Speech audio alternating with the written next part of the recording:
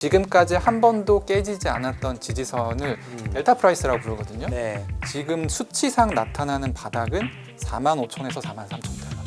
너무 갑자기 슬퍼지네요. 너무 내려가는 것 같죠. 너무 슬퍼지네요. 제가 볼 때는 네네. 거기까지 내려갈 것 같지 않고요. 이번 하락의 특징 중에 하나가 속도가 너무 빨랐어요. 저는 그래서 오히려 빠르게 반등을 할 수도 있다. 대표님께서 지난번에 비트코인 가격선을 굉장히 잘 전망을 하셨다고.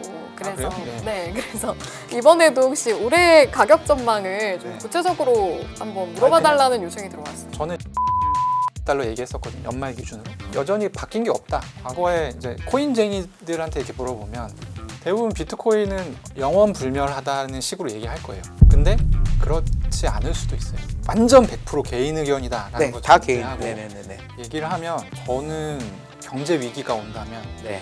코인 때문에 올 가능성이 매우 높다 생각하고 있습니다. 스테이블 코인이 확산이 되기 시작하면 네. 그 각국의 로컬 통화들의 가치가 굉장히 빠르게 떨어질 거라고 봐요. 그 과정에서 전쟁이 일어날 가능성이 굉장히 높다고 보고 있습니다. 그리고 두 번째는 뭐냐면 상당히 많은 금융 소비자 피해가 일어날 가능성이 높습니다. 그리고 이제 마지막은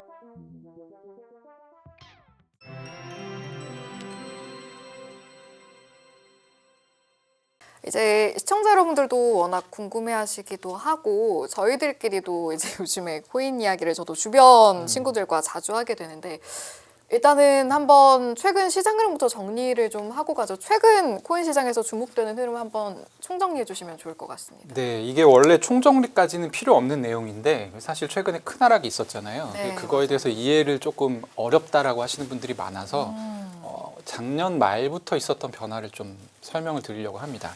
화면 보시면 보통 이제 코인 시장의 수급 얘기를 먼저 드릴 텐데요. 코인 시장의 수급이 보통 이렇게 이제 구성이 되어 있습니다. 전통 고래라고 해서 비트코인 뭐 100원, 500원, 1000원, 만원 할 때 샀던 고래들이 굉장히 많은 물량을 가지고 있는 고래들이 있고요.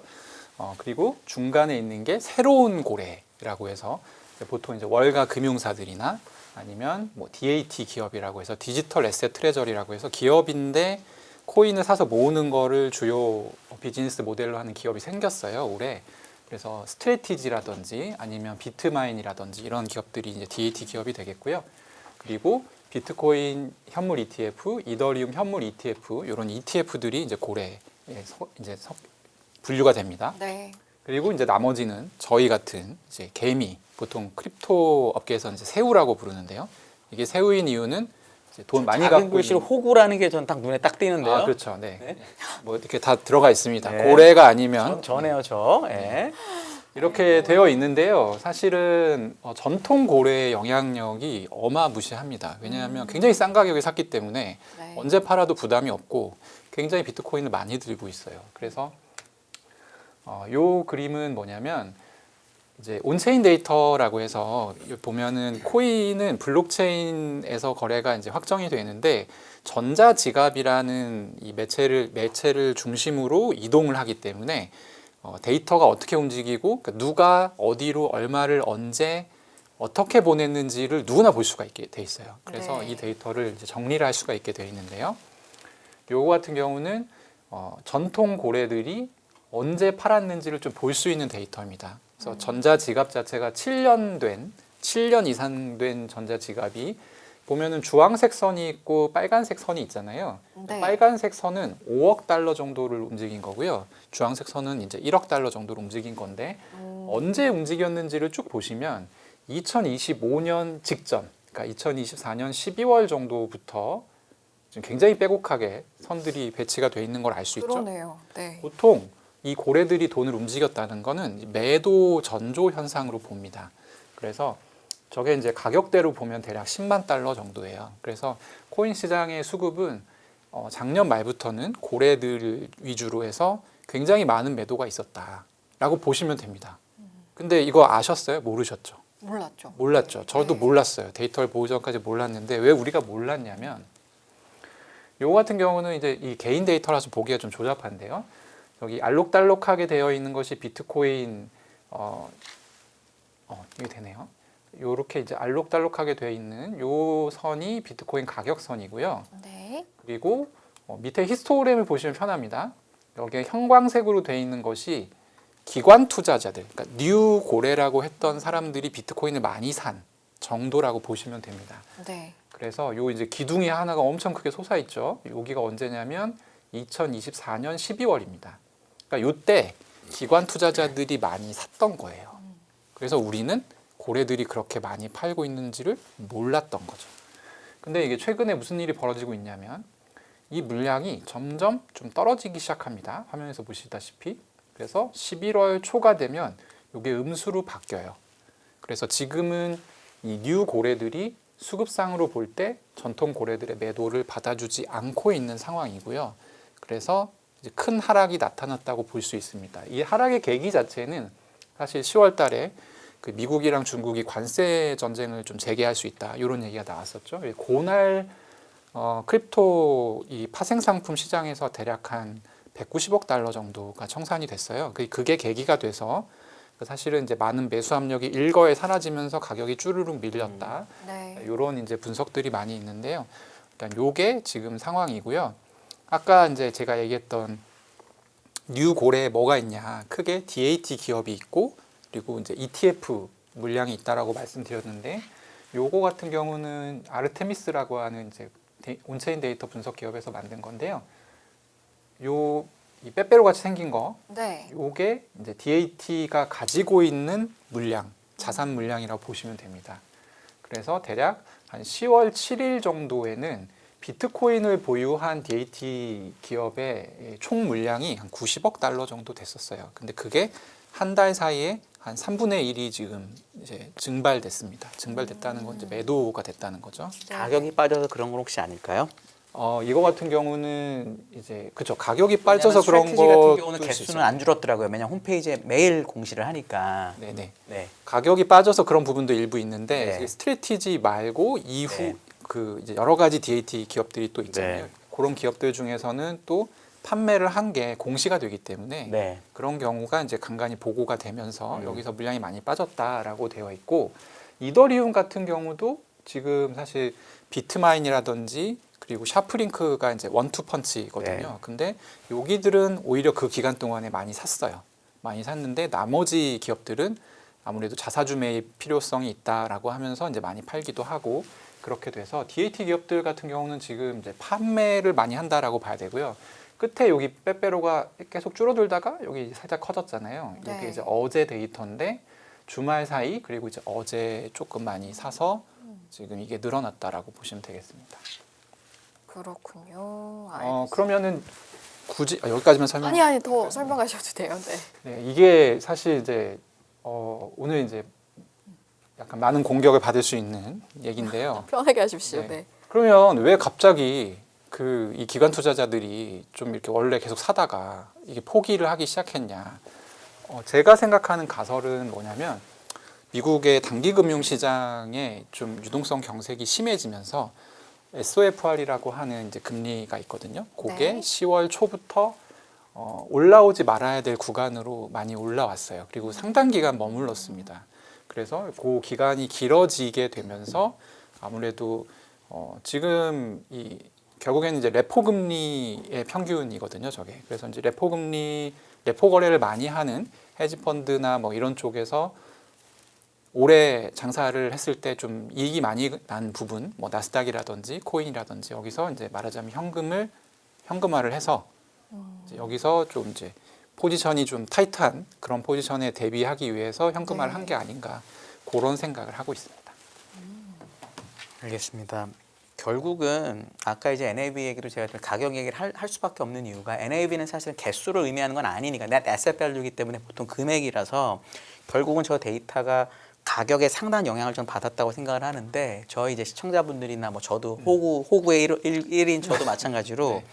결국은 가격이 이런 일 예를 들어 10월 10일 날 엄청나게 많이 청산이 돼서 뭐 이해가 돼요. 이제 한번 청산됐으니까 더 이상 들어갈 수 없는 건 알겠는데 그럼에도 불구하고 빠른 기간에 비트코인이라고 하는 메인 자산이 30%가 넘게 빠졌단 말이에요. 13만 불 가까이 간 게 지금 8만 불이니까 도대체 이렇게까지 많이 빠져야 되는 이유가 뭔지를 되게 궁금해 하시거든요.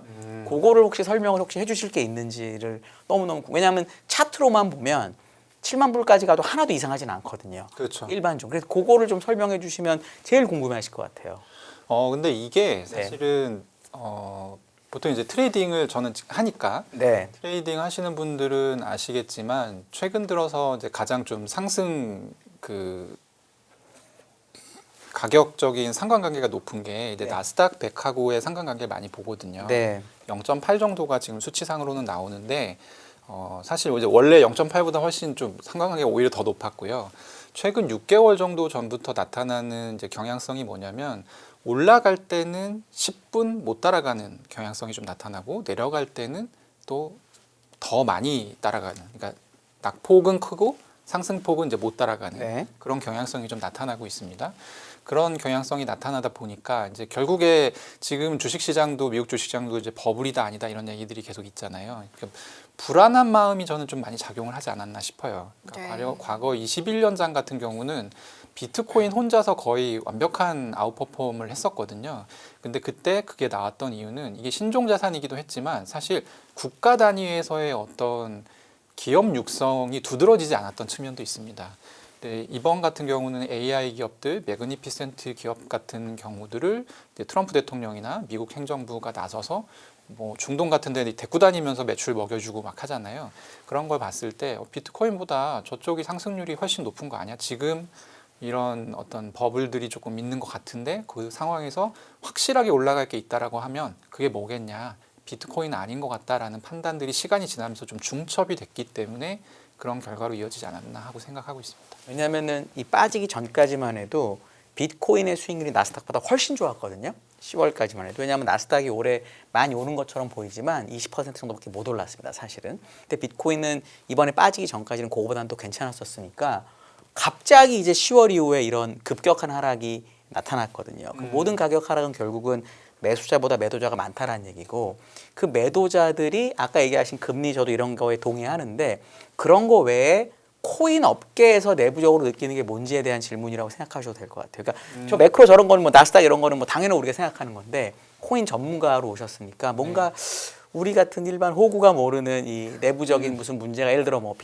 트럼프는 지금 뭐 트럼프 일가도 돈을 잃었다는 얘기가 많이 나오고 이 정도면 트럼프가 개입할 것 같은데 개입도 안 하고 그럼 뭔가 미국의 우리가 모르는 저 높은 사람들이 뭔가 이걸 어떻게 뭐 이런 얘기도 사실은 있다 보니까 그런 거 혹시 아는 거 있으시면 해주시면 좋을 것 같아요. 왜냐하면 그게 지금 제일 중요 포인트. 오늘 이 시간에 많은 궁금해하실 것 같아가지고. 근데 이제 그 부분 같은 경우는 사실 이제 그 결론부터 얘기하자면 네. 그렇게 특이한 건 없고요. 그냥 이게 미지근한 물에서 개구리가 삶아지듯이 네. 천천히 빠졌습니다. 그리고 사실 이거는 아주 단언할 수 없기 때문에 좀 가능성을 제가 말씀드리는 네네, 거긴 한데 그래주세요. 네네. 보통은 이제 스테이블 코인 같은 경우가 두 가지 경로가 있거든요. 그러니까 거래소로 들어가는 스테이블 코인이 파생 상품 거래소로 들어가는 경우가 있고 현물 거래소로 들어가는 경우가 있어요. 그래서 현물 거래소로 네. 들어가는 경우에는 사실 코인 사는데 사용됩니다. 당연히 현물이겠죠. 근데 파생 상품 거래소로 들어가는 거는 그러니까 그 롱 포지션, 숏 포지션의 증거금으로 증거금으로 쓰이죠. 예, 사용이 됩니다. 근데 최근 나타났던 재밌는 현상 중에 하나가 뭐냐면 8월부터 이 현물 거래소로 들어가는 스테이블 코인 줄었어요. 근데 파생 상품 거래소로 들어가는 이 스테이블 코인 늘었습니다. 네. 그리고 이 미결제 약정 같은 경우도 파생 상품 거래소의 미결제 약정이 계속 이제 증가를 했던 거죠. 네. 그래서 제가 그냥 제 개인 의견임을 전제하고 얘기한다면 그럼요, 당연히. 네. 파생 상품 거래소에서 발생하는 매수 압력으로 8월부터 지탱해 왔던 것 같아요. 미결제 약정 최근에 많이 줄었죠. 저도 혹시나 해서 지금 데이터 찾아 맞는데 그 미결제 약정 지금 엄청나게 줄었거든요. 네. 이걸 이제 그러면 바닥 신호로 봐도 되나요? 저도 지금 얘기하신 거를 들었기 때문에 반대로 여쭤보면 어떻게 생각하세요, 그거는? 바닥 신호라고 보기가 어려운데요. 왜냐하면 일단 그걸 알려면 이걸 네네 보여주십시오. 네. 네네 보여주세요. 보여주세요. 요게 이제 크립토 컨트라고 해서 한국의 온체인 데이터 분석 기업에서 만든 장표입니다. 근데 이제 11월 22일 기준으로 보면 155일을 기준으로 해서 이 뉴 고래와 올드 고래를 나누거든요. 근데 올드 고래 같은 경우는 지금 바이낸스에 있는 올드 고래 같은 경우는 지금 매입 단가가 38,000달러 정도밖에 안 돼요. 그러니까 왜 제가 이 설명을 쭉 했을 때 코인 업계에 있는 분들이 제일 먼저 물어보는 건 뭐냐면 왜 10만 달러야? 라는 물음을 많이 해요. 왜 10만 달러부터 팔기 시작했어? 무슨 일 때문에? 트럼프가 취임하면 훨씬 가상화폐 업계에 잘 될 일도 많고 더 가격이 오를 수 있을 것 같은데 왜 걔네가 파는 거야? 그러면 지금 얘기할 수 있는 건 뭐냐면 많이 먹었어. 워낙 쌌을 때 샀기 때문에 이익 실현을 해도 돼. 그리고 자기들이 이익 실현을 했을 때 시장을 좌지우지할 수 있다라는 확신이 있어. 네. 뭐 그런 부분. 그래서 여기 보시면 이제 바이낸스 유저들을 평균으로 봤을 때도 평균 매입 단가가 56,000달러밖에 안 돼요. 그러니까 지금 모두가 사실은 하락장이 왜 이래라고 얘기하고 있지만 계좌 까보면 행복한 상황인 거예요. 대부분이. 그래야 할 근데 텐데. 코인을 하면서 56,000불에서 10만 불이면 100%도 안 되는데 이게 많이 먹었다고 할 수 있나요? 근데 이게 적다고 할 수는 없죠. 나스닥이 지난 3년 동안 오른 게 적어도 많을걸요? 어떻게 생각하세요, 그거는? 근데 그거는 이제 나 3년 동안 오른 거고 이거는 이제 언제부터 됐는지를 모르니까요. 사실 예를 들어 이제 올드도 38,000불이니까 네. 옛날부터 갖고 있는 평균이 저렇잖아. 예를 들어 스트래티지가 평균 단가가 6만 몇천 불인가 7만 불이라는데 그렇죠. 거기도 이제 아슬아슬하게 됐잖아요. 네. 그럼 거기도 옛날부터 샀는데 이제 계속 이걸 누적하다 보니까 평단이 올라간 거잖아요. 스트레티지는 지금 이제 74,500불 정도. 최근에 올랐다고 다시 그렇게 됐잖아요. 그런 과정으로 보면은 저 정도 먹었는데 고래들이 판 거다. 그렇게 된 거다라고 봐도 된다고 근데 보시나요? 고래들이 판 거다는 그냥 데이터가 나와 있으니까 네. 반박할 필요가 없습니다. 네, 근데 네. 그게 정말로 그냥 차익 실현을 하기 위한 거냐? 아니면은 진짜 아까 얘기하신 대로 무슨 불안함, 예를 들어 제가 아까 자꾸 뒷얘기를 여쭤보는 이유가 요즘 그런 뉴스도 갑자기 좀 봤어요. 무슨 뭐 처음에 비트코인이 시작된 게 되게 숭고한 중앙 거래소로 인한 거라고 했는데 알고 봤더니 뭐 앱스타인 파일에 뭐 이런 이상한 얘기가 나오잖아요. 물론 저는 그런 거는 루머로 치부하는데 네. 그런 분위기까지 있으면서 고래들이 그래 나 50% 먹으면 됐어 하고 때린 거면 너무나 슬픈 일이잖아요. 그 왜 슬픈 일이죠? 그러면 이제 사람들이 일반 호구가 느끼기, 저 같은 호구가 느끼기에는 네. 정말 그런 걸로 시작을 했기 때문에 얘는 이제 이 산업은 끝난 거다라고 생각할 그러면 수도 있으니까. 제가 잠깐 들어가겠습니다. 네, 약간 네. 그 비트코인 그 코인 투자자들에게 이제 대변하면서 이입해서 이제 말씀을 그럼요. 해주셨는데 저 호구니까. 네. 저는 이제 그러면 함께 애둘러서 여쭤보고 싶은 거는 결국에는 지금 전반적으로 이야기가 흐르는 게 네. 바닥을 이제 짚어보려고 하는 이유는 바닥을 짚고 언제쯤 올라갈 것이냐 그런 계기가 있을 것이냐라는 질문 때문이잖아요. 그럼 관련해서 여쭤보고 싶은 게 그 클래리티 법안, 시장구조 명확화 법안이라는 게 있는데 이게 좀 반전의 기회를 마련해주지 않을까라는 의견도 있는 것 같아요. 근데 저는 사실은 이 법안에 대한 그 정의부터 한번 설명을 해주시고 이게 실제로 그게 가능한 건지 반전의 기회가 될지 함께 짚어주시면 어떨까요? 클라리티 법안 같은 경우는 이제 지니어스 액트하고 함께 네. 가상자산 3법 뭐 이런 이제 별명 붙이기 좋아하는 그렇게 이제 부르는데요. 클라리티 법안은 쉽게 얘기하면 지금까지의 이 디지털 자산 업계에 대한 규제는 증권거래위원회에서 했었어요. SEC에서 도맡아 했었고 바이든 때는 상당히 좀 무리한 측면이 있었습니다. 그래서 비판도 많이 받았고요. 클라리티 법안은 이 지금 규제를 SEC 혼자 해오던 걸 CFTC, 그러니까 상품선물거래위원회도 같이 하자. 대신에 어떤 부분을 SEC가 할 거고 어떤 부분을 CFTC한테 맡길 건지를 법적으로 좀 명확하게 하자라는 취지가 네. 클라리티 법안의 애초 취지고요. 제가 이걸 애초 취지라고 말하는 이유는 네. 이게 9월 달에 한 번 바뀌었습니다. 오. 그래서 이제 지금 상원에서 논의가 되고 있는 법안은 네네. CFTC의 관할권을 좀 더 강화하는 내용이 들어가 있어요. 그래서 이제 아직도 좀 옥신각신하고 있어요. 사실 이제 의견 차가 조금 있는 것으로 제가 보기엔 보이는데 네. 그래서 내년 초 정도가 되면 아마 통과가 되지 싶고요. 근데 사실 이 법안이 비트코인 가격이라든지 이런 가격적인 측면에서 봤을 때는 그다지 영향은 없습니다. 그런가요?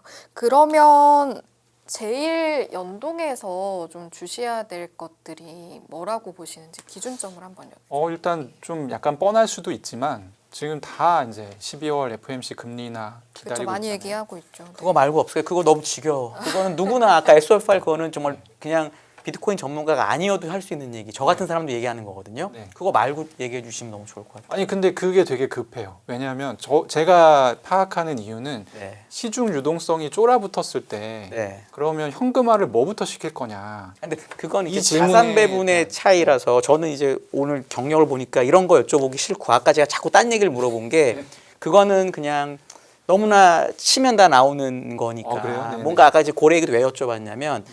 고래라는 사람들이 팔기 시작한다는 뉴스를 네. 우리 같은 일반인들이 비트코인이 아예 끝난 자산으로 생각해야 된다고 걱정하는 분들도 있단 말이에요. 전혀 아니죠. 그거에 대한 설명을 그럼 뒤 아까 해주시는 게 훨씬 제 생각에 고래 중요한 투자자들이 것 같아요. 판매를 하는 그거는요 오히려 되게 사이클이 있습니다. 네. 보통 이제 4년 주기로 그 방금 사이클이 네네네 진행이 돼 왔는데요. 네. 방금 이거 지난 좀 됐는데 근데 그렇죠. 이것도 근데 네. 딱히 과학적인 내용은 없어요. 여태 그랬다는 거예요. 네, 여태까지 그래 왔다는 네. 거죠. 네. 네. 그래서 고래 투자자들이 팔기 시작했기 때문에 비트코인 끝났다 이렇게 생각하실 필요는 전혀 없는 것 같고요. 오케이. 왜냐하면 이들이 이제 많이 샀던 구간 자체가 2022년 정도였던 걸로 제가 기억하는데 네. 그때 이제 여기는 평균가가 38,000이라고 나와 있지만 실제로는 이제 15,000달러에서 많이 떨어졌었으니까. 네네 그때 이제 많이 들어왔던 것으로 기억하고요. 네. 그러니까 이 얘기는 뭐냐면 고래 투자자들은 가격이 낮아지면 또 다시 산다는 거예요.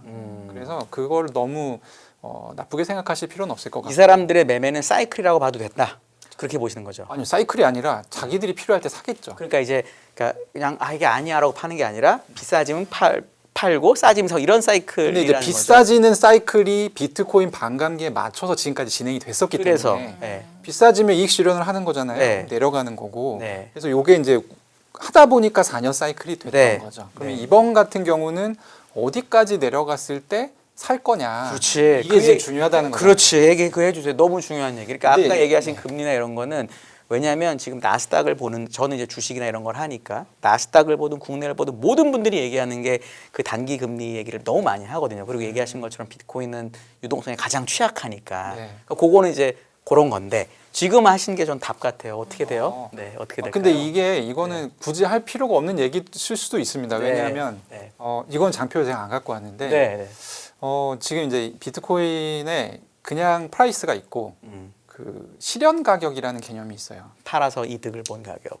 아니요 그런 개념이 네. 아니고 보통은 고래들이 어떤 습성을 갖고 있냐면 네. 고래들은 거래소를 안 믿어요. 네. 그래서 거래소에서 비트코인을 삽니다. 그래서 그걸 이동을 지갑으로 시켜요. 가져가죠. 이동을 시킬 때 음. 잡혀요 내역이. 네. 얘가 언제 샀는지가. 네. 그러면 이제 그 가격을 계산하거든요. 음. 그걸 실현 가격이라 하는데 네. 그런 실현 가격까지 다 감안했을 때 결론적으로 음. 지금 수치상 나타나는 바닥은 45,000에서 43,000달러입니다. 45,000에서 43,000이요. 아. 그러니까 이것도 패턴이고 차트이기 때문에 네. 예외가 생길 수 있어요. 네, 근데 네. 지금까지 한 번도 깨지지 않았던 지지선을 델타 프라이스라고 부르거든요. 네. 이제 그걸 어떻게 구하는지 설명하면 너무 시간이 오래 걸릴 것 같고 네. 델타 프라이스가 지난주 목요일 기준으로 45,000달러 정도 됩니다.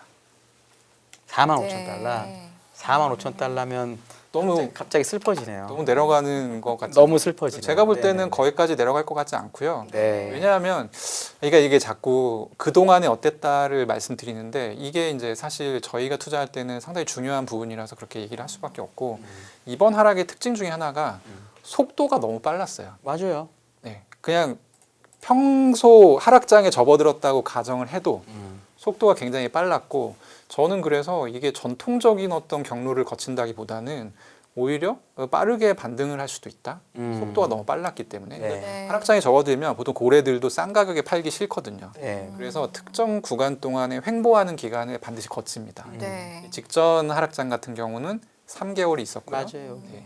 근데 이번에는 그런 거 없이 그냥 쭉 내려가 버렸기 때문에 사실은 좀 반등이 빠르게 올 수도 있고 12월 FOMC에서 어떤 결정이 내려지느냐가 네. 사실 단기 투자하는 입장에서는 제일 중요하죠. 열흘쯤 남았네요. 제가 지금 네. 제작진들에게 들어보니까 대표님께서 지난번에 비트코인 가격선을 굉장히 잘 전망을 하셨다고. 그래서 그래요? 네. 그래서 이번에도 혹시 올해 가격 전망을 좀 네. 구체적으로 한번 물어봐 달라는 요청이 들어왔어요. 네, 맞출 수 없는 가격 전망을 하면요. 사실 제가 가격 전망을 했을 때 참고했었던 다른 요소들이 네. 변한 게 없어요. 아 그래요? 변한 게 없는데 지금 가격이 한 3만 달러 내려간 거예요. 그래서 근데 음. 그때는 당연히 뭐 SFR 금리가 막 이렇게 이렇게 뭐 기준금리 선 위에서 한 달 네, 동안 네, 네. 뛰어다닐지 알았습니까? 몰랐죠. 그래서 이제 몰랐는데 그래서 이제 가격 전망을 많이 물어보세요. 근데 네. 궁금하죠, 제가, 당연히. 제가 생각할 때는 저는 16만에서 20만 달러 얘기했었거든요. 연말 기준으로. 근데 그냥 여전히 바뀐 게 없다. 바뀐 게 없고 요 다음 장표를 한번 보여드리고 싶은데요. 네. 그거를 되게 궁금해하는 분들이 많았어요. 그러니까 트럼프가 앞으로 계속 밀어줄 거를 믿어도 되느냐. 그렇죠. 이 네. 부분을 좀 궁금해하시는 분들이 많아서 갖고 왔는데, 요거 같은 경우는 이제 스테이블 코인 시총입니다. 시총인데 보시면 2024년 11월 19일, 그러니까 1년 전이라고 보시면 될 것 같아요. 그때 이제 1,857억 달러 정도. 근데 현재가 얼마냐면요, 3,000억 달러가 넘었어요. 그 약간 빠졌는데, 그러면 대략 한 1년 사이에 1,100억 달러 정도가 증가를 한 거죠. 근데 요 2025년 들어서 신규 발행되는 미국 단기채 국채가 대략, 이것도 좀 대략인데 1조에서 1조 2천억 달러 정도 됩니다. 그 10%를 스테이블 코인이 지금 막아준 거예요. 네. 그래서 저는 이걸 어떻게 보냐면, 이거는 효용성을 충분히 증명했다. 이게 미국한테 도움이 된다.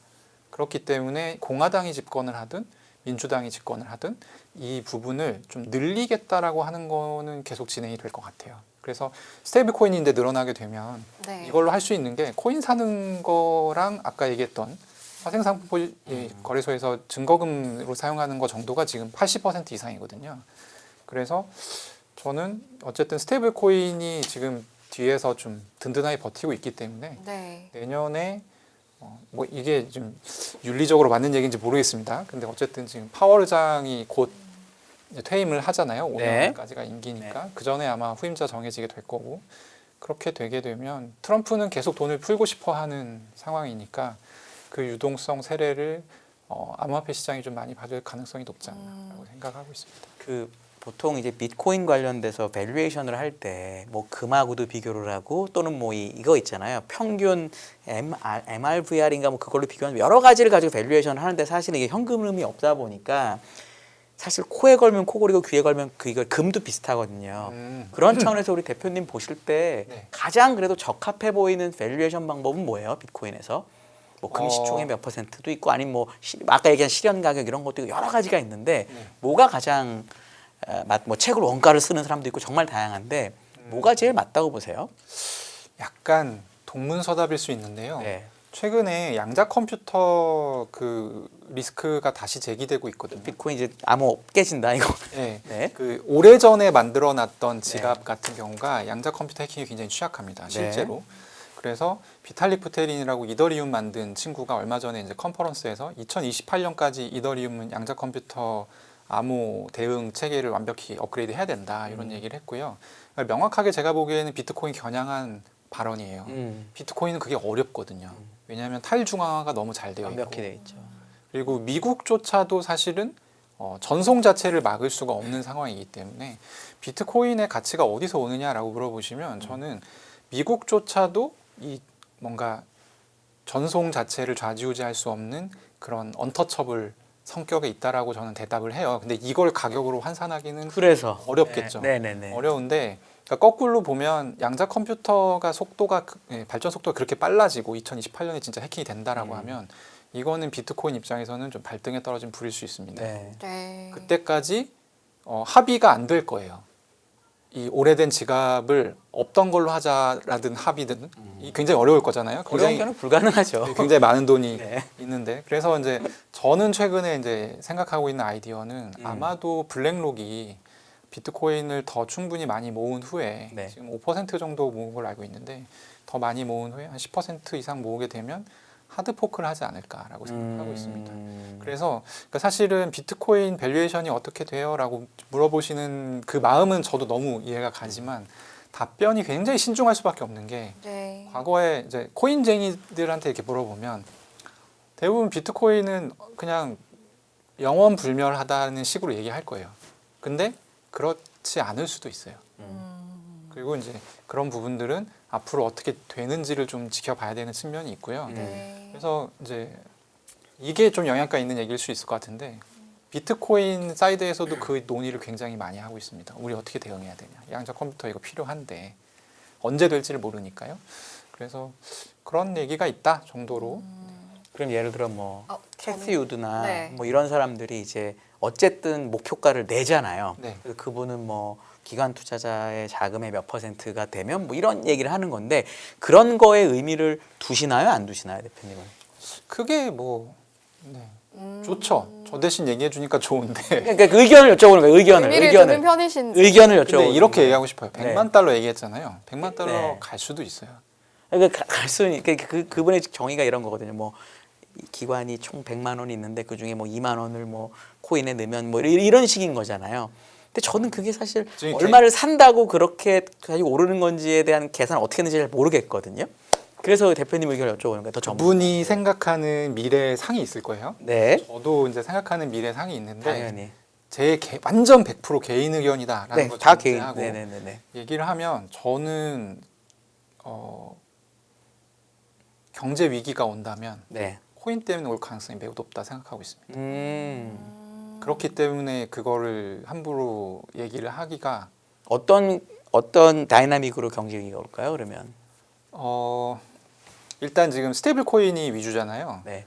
근데 이 얘기는 아마 다른 방송에서 몇 달 전부터 많이 했었기 때문에 음. 익숙한 분도 계실 텐데 저는 스테이블 코인이 확산이 되기 시작하면 네. 로컬 그 각국의 로컬 통화들의 가치가 굉장히 빠르게 떨어질 거라고 봐요. 빠르게 떨어질 거라고 보고 그 과정에서 전쟁이 일어날 가능성이 굉장히 높다고 보고 있습니다. 물리적인 전쟁이 일단 첫 번째로. 그리고 두 번째는 뭐냐면 이걸 경험했어요 저희가. 네. 2020년, 21년에 이제 디파이라는 걸 저희가 이제 사용을 하면서 경험을 했었던 건데 상당히 많은 금융 소비자 피해가 일어날 가능성이 높습니다. 그리고 이제 마지막은 최근에 이것도 약간 요즘에 많이 얘기하시던데 요즘에 이제 프라이빗 크레딧, 그러니까 사모 네. 신용 얘기 많이 나오잖아요. 네네네. 사모 신용을 하는 지금 기업들이 공교롭게 RWA라는 영역을 굉장히 열심히 하고 있어요. 리얼월드 에셋이라고 합니다. 네. 그래서 리얼월드 에셋의 장점은 뭐냐면 규제가 아직 없기 때문에 사모 신용에서 만든 걸 말하자면 비교적 낮은 규제 환경에서 매각할 수가 있습니다. 그리고 이제 떠넘기기가 좋죠. 이렇게 표현해도 좋을지 모르겠는데 떠넘기기가 좋아서 그게 이제 2008년에도 사실은 우리가 그 부동산 채권이 결국에 부실 부동산 채권을 막 이제 넘기다가 결국에 터져서 연쇄적으로 터졌잖아요. 비슷한 형태의 금융위기가 그래서 코인 사이드에서 올 가능성이 높다 생각하고 있습니다. 네. 알겠습니다. 알겠습니다. 그러면 이제 조금 딥한 이야기를 했으니까 사실 근데 가볍게 이제 일반적으로 우리가 듣는 이야기를 가지고 궁금증을 가지신 분들도 있을 수 있어서 남은 시간은 좀 그런 부분에 할애를 해본다라고 하면 보통 이제 비트코인을 얕게 아는 저 같은 경우에도 기술주와 연동된다 이제 이런 이야기를 많이 듣곤 했었는데 시시각각 또 상황이 바뀌기 때문에 앞으로는 좀 기술주와 연동 측면에 있어서 어떻게 판단하시는지 한번 여쭤볼게요. 기술주하고 연동된다는 거는요. 먼저 왜 연동이 되냐면 기술주도 아직 대중화가 충분히 진행되지 않은 에셋이기 때문에 그렇고 예. 비트코인도 대중화가 충분히 진행되지 않은 에셋이기 때문에 그런 측면에서 비슷하게 가는 측면이 있고요. 그리고 과거부터 이 나스닥이랑 아무래도 이제 기관 투자자들 많이 들어오고 하면서 비트코인이 이제 전통 금융이랑 조금 궤를 맞춰가기 시작한 구간이 있거든요. 네. 그때 이제 나스닥이랑 흐름이 비슷하게 움직였고요. 지금과 같은 상황이라고 하면 그러니까 유동성이 충분하지 않은 상태에서 미국 정부는 이제 AI 기업들을 밀고 비트코인 쪽에는 별 메리트가 발생하지 않는다라고 네. 했을 때는 점점 그 좀 유사성은 좀 떨어질 것 같아요. 떨어지게 될 것 같은데 저는 이것도 사실 내년에 스테이블 코인이 다 해결해 줄 거다라고 생각하고 있습니다. 그럼 스테이블 코인을 아주 좋게 보시면은 미국에 상장된 코인 관련 기업들 중에 거래소도 있고 스테이블 코인도 있고 DAT도 있고 다양하게 있잖아요. 그 중에 스테이블 코인 기업을 가장 선호하시겠네요. 만약에 기업으로 투자한다고 하면. 아니죠. 왜냐하면 지금 네. 이제 서클이 상장이 돼 있거든요. 네. 서클 같은 경우는 그 이제 이 구조가 약간 코인베이스랑 쉐어를 하는데 네. 만약에 얘기하시는 것처럼 양이 엄청나게 늘어난다고 하면 서클이 올랐다가 많이 빠졌으니까 밸류에이션이 낮아졌잖아요. 그렇죠. 그래서 쉐어하는 건 어쩔 수 없는 구조인데 훨씬 더 많이 발행할 수 있으면 결국은 늘어나는 구조니까 근데 그렇게 서클이 보는 분도 많이 있거든요. 발행할 수 없을 거라 보는 거죠. 어떤 이유에서 그렇게 보세요? 왜냐하면 이제 월가 기업들이 어떤 체인을 많이 쓸 거냐. 음. 이게 이제 사실 30분으로는 다 할 수 없는 얘기인 게 이더리움 같은 경우가 최근에 이제 탐리가 굉장히 많이 얘기했었잖아요. 이제 DAT 회사 사장이니까 그렇죠. 이더리움이 바이어스가 있죠. 월가의 어떤 플랫폼처럼 사용이 될 거다 이런 네. 얘기를 많이 했었는데 실제로 그 발레가 속속들이 나타나고 있는 게 음. 지금 RWA 열심히 하는 블랙록이라든지 아니면 블랙록 다음 다른 기업들도 자기 체인을 만들려고 하고 있어요. 이게 정확하게 2020년대, 21년도에 디파이 시장에서 나왔던 흐름이에요. 그때도 이더리움이 주류였는데 그거 내가 만들면 더 많이 먹을 수 있을 것 같은데? 그러니까 이제 체인 만드는 거죠. 블랙록의 시도가 성공할지 어쩔지는 모릅니다. 모르는데 일단 이런 생각을 월가 기업들이 갖고 있기 때문에 스테이블 코인을 신규 발행하는 기업들이 더 빠르게 성장할 수 있지 않을까라는 생각을 해볼 수 있게 되는 거고 네. 그래서 이제 저는 주식 투자는 사실 하긴 하거든요. 네. 근데 지금 서클보다는 구글 사야 될 때인 것 같은데요. 어쨌든 네. 그런 생각을 하고 있고요. 스테이블 코인이 성장하는 걸 제가 좋게 보는 게 아니고요. 이거는 그냥 팩트다. 네. 이거는 그냥 경향적으로 그럴 가능성이 매우 높다. 근데 오히려 저는 어떤 생각하냐면 되게 리스키하다고 보고 있어요. 이 상황에 이게 커지면 커질수록 그냥 우리 일반인들의 생활 반경에서는 굉장히 많은 사고가 터질 거다. 그러면 그럼에도 불구하고 이제 나는 한번 가상화폐 시장으로 들어가 보고 싶다, 코인 투자자가 되고 싶다라는 분들이 있다라고 이제 저희가 가정을 해보겠습니다. 그랬을 때 지금 주시해야 하는 지표, 기준점 한 세 지표요? 가지 정도로 정리해 주시면 어떨까요? 세 가지씩 우선순위 1, 2, 3 있지 이렇게. 않기 때문에 일단 처음 한다. 비트코인 말고는 보시지 마십시오. 명확하게 얘기할 수 있습니다. 지금 왜요? 뭐가 언제까지 갈지 알 수 없어요. 제 기준에서는. 그래서 비트코인이 그나마 제가 볼 때는 생명력이 좀 길고 그리고 이제 코인 샀잖아요. 그럼 공부를 하셔야 되고요. 현안을 하나를 말씀드리고 싶은데요. 네. 사실 이제 미국 셧다운이 한 달 넘게 지속이 됐었잖아요. 그 셧다운 하기 직전에 SEC하고 핀라라고 해서 미국에 이제 쉽게 얘기하면 뭐 선행 매매하는 거 잡는 금감위랑 비슷합니다. 네, 그런 금감원이라고 기관들이 합니다. 있어요. 네. 네. 근데 거기서 DAT 기업들에서 좀 수상한 거래들이 많았던 것 같다. 근데 저는 10분 이해하거든요. 그러니까 DAT 기업들이 펀딩하는 과정에서도 막 파이프 구조 이용해가지고 돈 막 이상하게 끌어다 쓰고 막 그런 것들이 실제로 많이 보고가 됐고 그래서 이제 들여다 보겠다라고 했는데 셧다운이 됐어요. 네. 냉동이 된 거예요. 셧다운 지금 해제됐잖아요. 아마 조사하고 있을 겁니다. 근데 요게 이제 결과가 발표가 되는데 언제 될지 몰라요. 근데 여기에 뭐 업계에 좀 이제 영향을 많이 미칠 수 있는 BMNR이나 아니면 샤프링크나 이런 이름들이 들어가 있다라고 했을 때는 그때는 또 한 번 코인 시장 한정에서 이제 악재가 될 수 있죠. 네. 그런 뉴스들을 좀 잘 지켜보시는 게 좋습니다. 알겠습니다.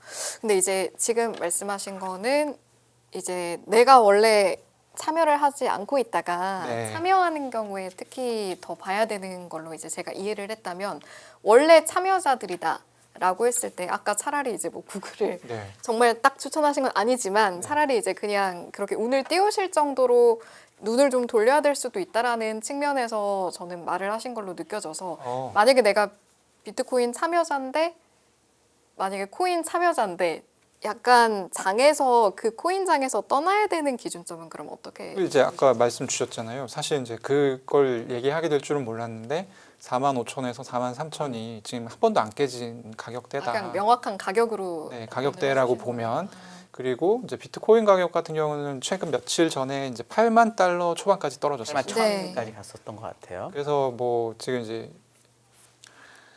이 얘기가 적당한지 모르겠지만 옵션 보시는 분들 입장에서는 8만 달러 밑으로 내려가면 굉장히 낙폭이 커질 수 있다라고 얘기해요. 왜냐하면 마이크로 스트래티지 같은 경우도 지금 평균 단가가 74,500 정도고 ETF 전체 평균 단가가 이거는 약간 어느 기관에서 집계하느냐에 따라서 차이가 있지만 대략 한 79,000에서 뭐 그 언저리거든요. 그래서 요 8만 달러가 깨지느냐 안 깨지느냐를 굉장히 주시하실 필요가 있다. 네, 그런 말씀드리겠습니다. 네, 알겠습니다. 알겠습니다. 여기까지 듣고 마무리하죠. 오늘 이 시간은 김동환 원더프레임 대표님과 함께했습니다. 잘 들었습니다. 네, 감사합니다. 금융투자로 돈 벌기 쉽지 않으시죠? 그런데 불가능한 것도 아니죠. 글로벌 IB 트레이더의 눈으로 본 더 넓은 금융의 세계, 그들의 투자의 기술 정말 궁금하지 않으십니까? 여러분들을 응원합니다.